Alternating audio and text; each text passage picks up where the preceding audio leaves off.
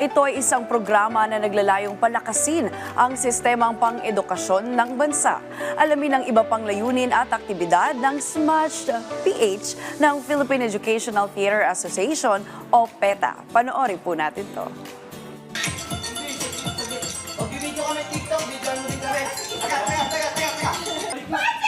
Higit pa sa libangan, mahalagang pagtuunan ng pansin ang kahalagahan ng teatro bilang espasyo para sa mga isyong panlipunan.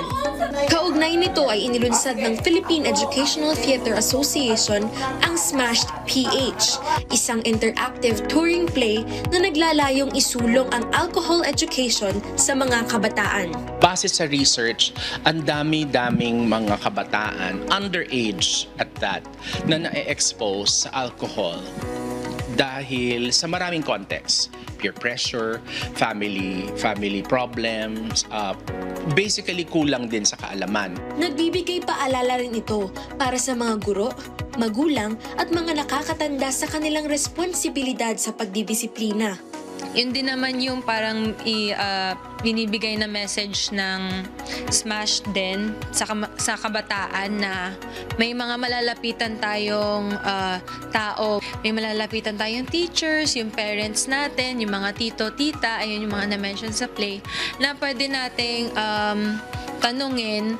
Kaya naman, nagbibigay din sila ng training para sa mga guro ng kanilang partner schools upang humaba pa at magpatuloy ang linya ng kaalaman at implementasyon. Dahil ang ultimate dream din naman ng program ay maging yung SMASH as a program can be integrated in the curriculum of DepEd.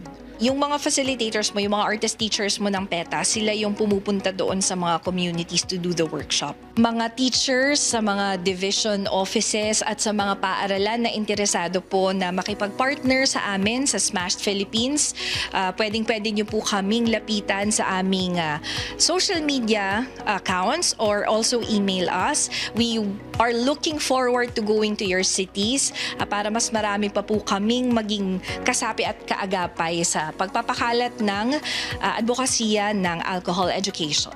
Sa SMASH PH, tayo ay binibigyang paalala na ang sining ay hindi lamang libangan, ngunit may kakayahan din magpalaganap ng pagbabago sa komunidad.